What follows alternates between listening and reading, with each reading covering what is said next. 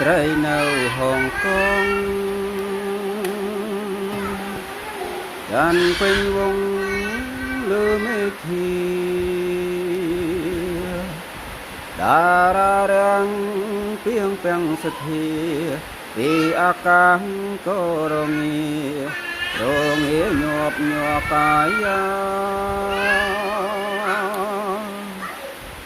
យាសមុនទាំងរលកបងបោកផុតលើជលសាលើឲ្យចិត្តរិនទុងខារមៃនឹកដល់ភក្ត្រានឹងវាចាធ្លុំសាសងអហង្កងអើយខ្ញុំលឺហើយយ៉ាងក្តីសៅមង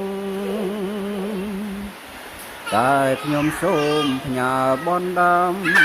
នឹងនាងផងថាកុំនួយណាយបនទិញទៀនខ្ញុំឃ្លាតទៅចិនគួចនៅនឹកតែនស្ដាយមិនចង់ឃ្លាតពីកាយមិនចង់ឆ្ងាយពីថ្លៃនឹកអាឡ័យតែហុងកុង